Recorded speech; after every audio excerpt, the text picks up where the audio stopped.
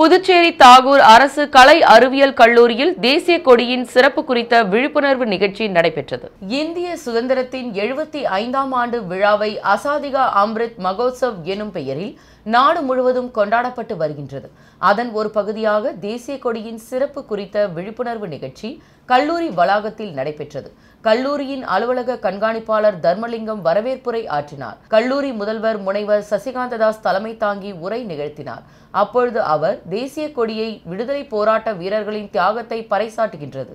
அவர்களின் உயிர் தியாகத்தை நினைவு கூறும் விதமாக நாடு முழுவதும் ஆகஸ்ட் 13ஆம் நாள் தொடங்கி 15ஆம் நாள் வரை இந்தியர்கள் அனைவரும் தங்கள் வீடுகளில் தேசிய கொடியை ஏற்றி நாட்டுப்பற்றை வெளிப்படுத்த வேண்டும் என்று பாரத பிரதமர் நரேந்திர மோடி அவர்கள் குறிப்பிட்டுள்ளார்.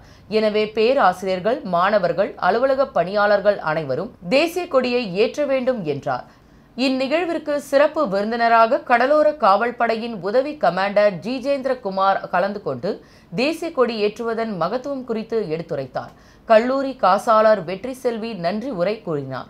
இந்நிகழ்ச்சியில் பேராசிரியர்கள், தேசிய மாணவர் படையினர், நாட்டு நலப்பணி திட்ட தன்னார்வலர்கள், மாணவர்கள் திரளாக கலந்து கொண்டனர்.